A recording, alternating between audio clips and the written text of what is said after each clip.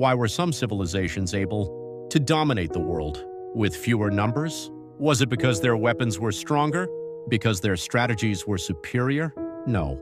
The decisive difference was in something invisible: germs. When Europeans arrived in the Americas, they were not overwhelmingly large in number, yet the outcome was one-sided, because what they brought was not just guns and steel.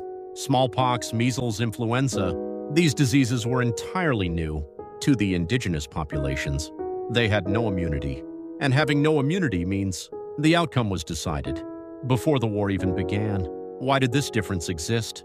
The answer is environment. Europeans had lived for centuries alongside domesticated animals: cows, pigs, chickens.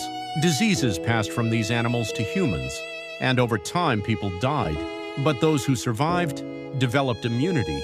In other words, Europeans were a population shaped by surviving disease.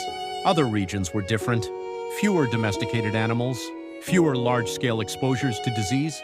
As a result, they appeared healthy, but were structurally vulnerable. And the moment they encountered the outside world, that vulnerability became fatal. Now the structure becomes clear. Wars are not decided on the battlefield alone. They are decided beforehand, in places we cannot see. Guns are the final step. The real outcome is determined inside the body. We tend to think of history as a result of visible power, but real power is often invisible. Invisible accumulation, invisible adaptation, invisible immunity. These build up over time and eventually create overwhelming differences. So the question must change. Not who is stronger, but who has endured the invisible battles for longer. And this does not end in the past. It applies directly to you now. The reason you are losing may not be because you are weak.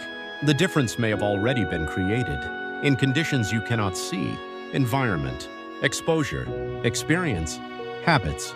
They are invisible, but they determine outcomes. So what matters is not working harder. It is what you are exposed to.